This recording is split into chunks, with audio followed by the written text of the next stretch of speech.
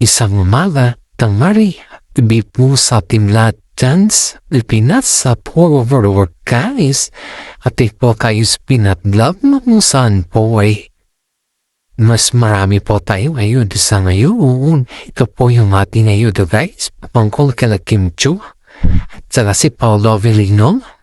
Si Kim Chu po sa ngayon guys ay namimili niya ng mga gamit na like sofa or something magamit para sa bahay kasi nga po si Kim Chu po ang may gusto or siya po yung mag-decide ko anong mga gamit ang kanilang gagamitin ni Paolo Avellino sa kanilang bahay. And of course sa marami naman pong mga netizen ang magustuhan ng tila ni Kim Chu kasi next po nila yan.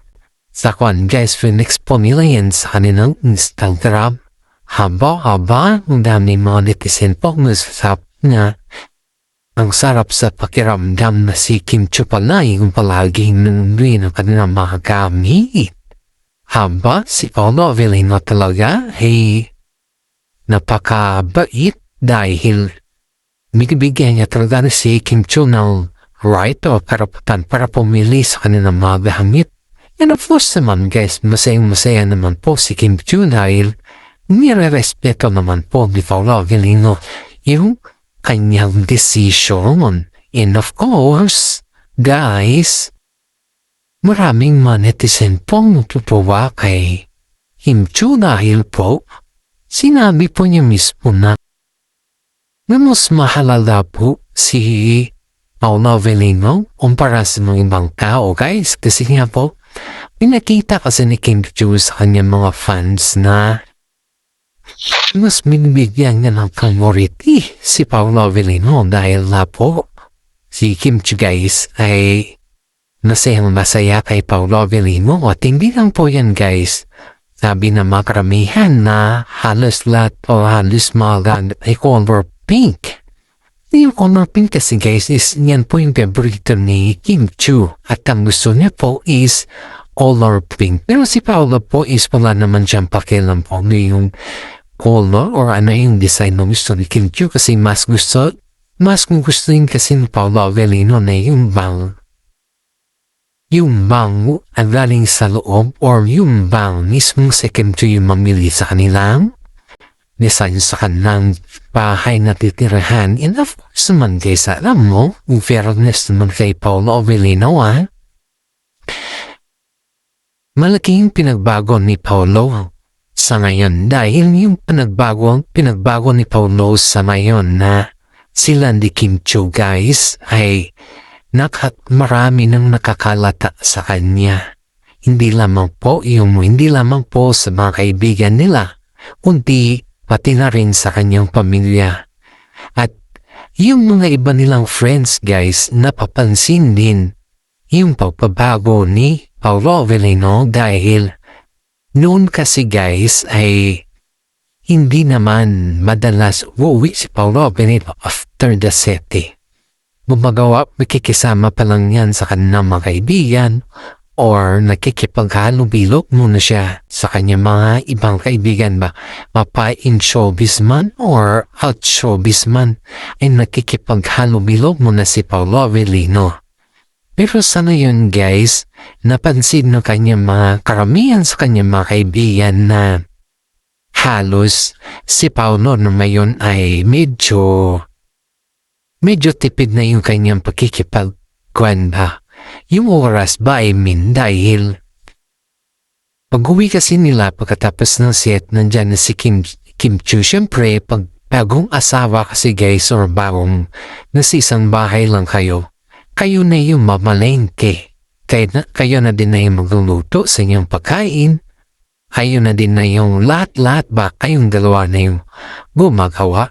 Pero in fairness naman na kay Kim Chu mabilis siya matuto. Ang bilis siya matuto sa pagluluto lalo't si Paolo Avellino naman guys is napakasimple lang na tao. At hindi naman siya yung tao na sobrang magarbo pagdating sa pagkain. Kaya mabilis lang po naluluto ni Kim Chiu yung kanyang mga pagkain, guys.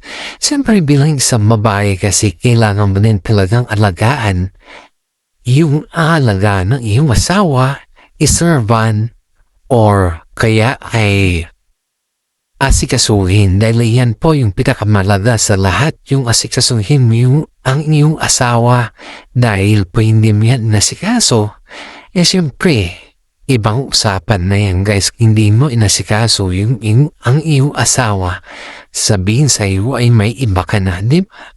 Ganun naman yun, guys. Ganun naman yung sistema na kung saan naman ay nakita naman ng mga ibang tao na si Kim Chiu maalaga kay Paolo Avellino. Shoutout po tayo sa mga senior citizen dyan na palaging nanonood sa ating YouTube channel.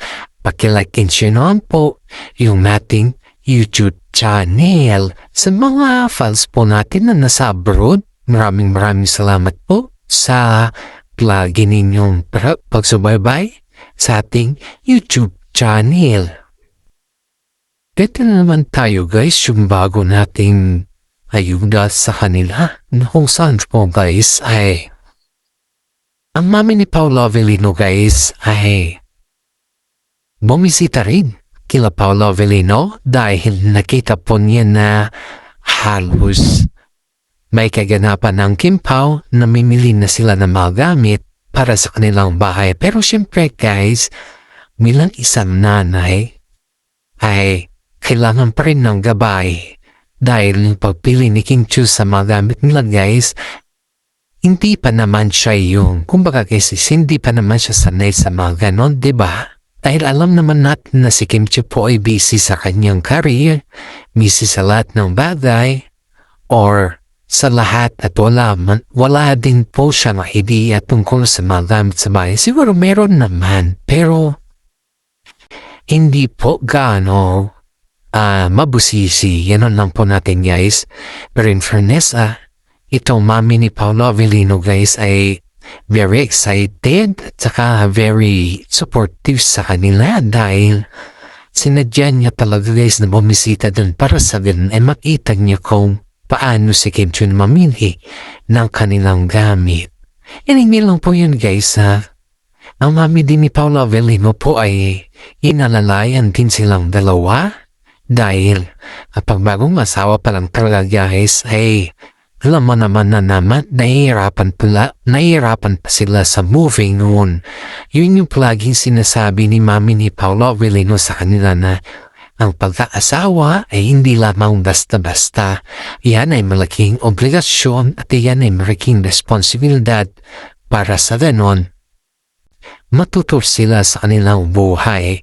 Kasi ang pag-aasawa kasi, guys, ay hindi lamang po yung marriage, hindi lamang po papel, kundi kakakibat po ng pag-aasawa ay isang obligasyon nila sa isa't isa, lalo't pag meron na silang anak, doon mo makikita yung tinatawag na mag-asawa na talaga, diba?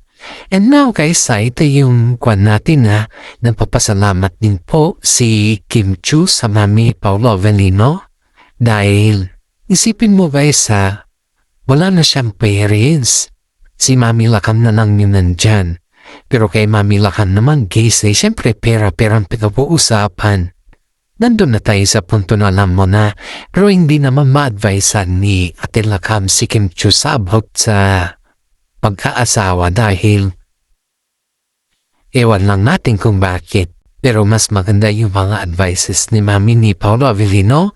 Doon talaga nagpo-focus si Kim Chiu sa pag-a-advise ni mami ni Pao, yung kanyang biyanan, dahil may experience na ito, guys. Kaya sabi ng mga karamihan na napakaswerte ni Kim Chiu dahil yung biyanan niya po ay very supportive sa kanila.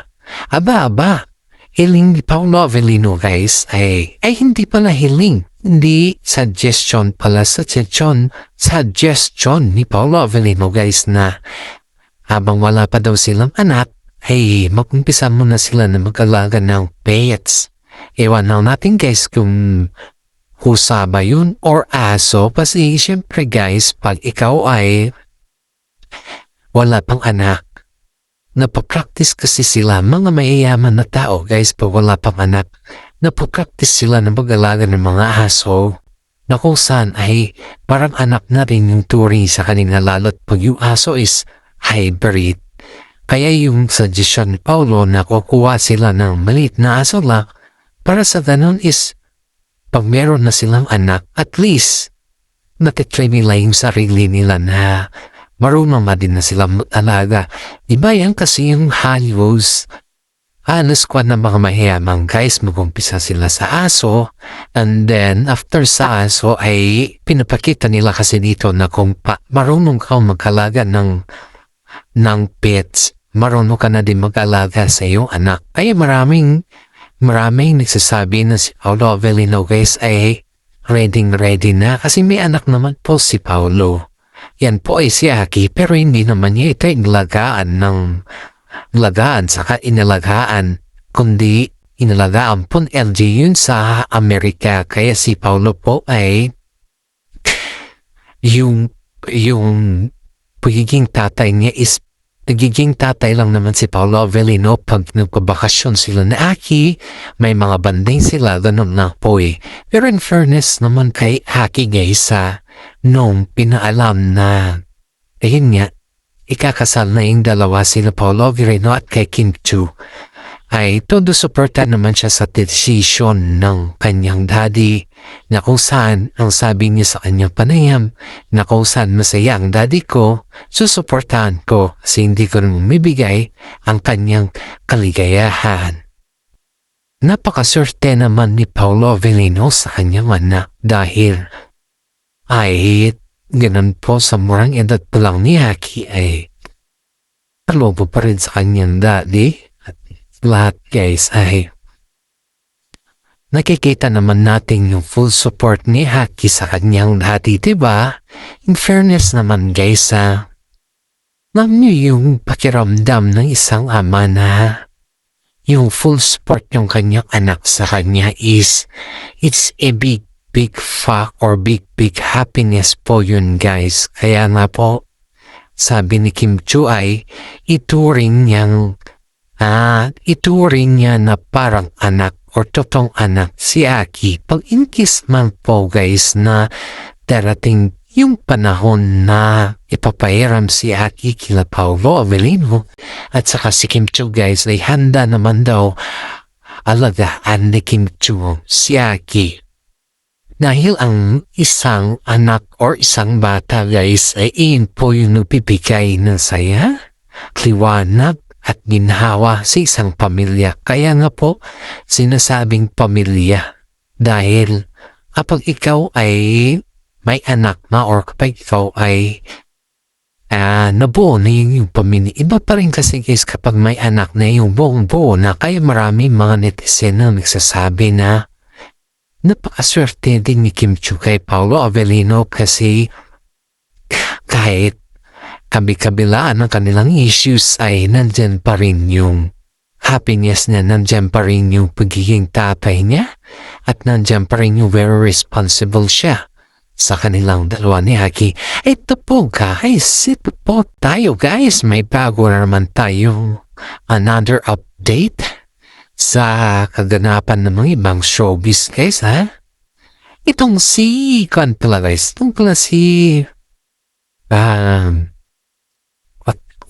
how can I say? Itong si friend ni Kim Chiu guys balak pala niyo humiram ng pera kay Kim Chiu. Nung time na balak pala niyang humiram, nakita pala ni Paulo Avellino yung expression ni Kim Chiu dahil nga pala itong kaibigan nila guys ay ang dami na pala itong nahiraman pero in return, ang hirap niyang mag-return. Kaya sabi ng mga karamihan na bakit mo pa siya pahihiraman yan? Ang hirap naman mag-return. Pero dahil sa nahihiya si Kim Chiu ba, inisip po si Kim Chiu guys yung pagiging magkaibigan sila. At itong actress naman na ito guys ay parang as in guys na lumalapit ito kay Kim Chiu as in na yung mararamdaman mo yung tinatawag na yung bang pakiramdam guys na yung lalapitan ka lang pag may kailangan, ganon. Yun po yung pakiramdam dito guys, dahil iisipin natin na yung pakiramdam ni Kim Chiu na matagal naman niya itong kaibigan, pero sa ngayon is she's just I don't think so, if I'm not mistaken na pero ngayon nung siya lumapit kay Kim Chiu, hindi lang sa ngayon pala, marami ng beses, pero pag may kailangan lang siya, doon lang siya lalapit kay Kim Chiu. Hindi po siya yung mga kaibigan na yung kung saan sila pumupunta, nandyan siya palagi, or kung saan man sila sa whatsoever. Pero pag may kailangan lang ito, ngayon lang siya lalapit kay Kim Chiu. Kaya sabi ng mga karamihan na, stop pretending na kaibigan mo si Kim Chiu, kasi in behalf sa mga dami mong, kumbaga guys, is sa dami ng kababalaghan na ginawa nito ay ngayon lang siya yung parang lumalapit kay Kim Chiu. Aba, syempre, sabi ng isang vlogger guys na kung saan ay sinabi niya mismo na bakit ngayon lang siya lumapit? Ang daming panahon na kailangan din siya ni Kim Chiu, pero bakit ngayon lang siya lumapit ng ganito?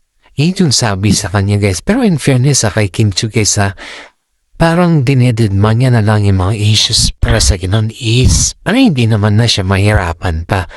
Pero kahit ganun yung naging issues guys ay kusang low pa rin si Kim Chiu na tinulungan siya. Pero ewan ko lang guys kung nandun pa rin, kasi ito guys na ibang bisita sa bahay nila Kim Chiu pag may kailangan talaga. And this is for today guys. Paki-like and share naman po yung ating YouTube channel. Maraming salamat at God bless po sa ating lahat.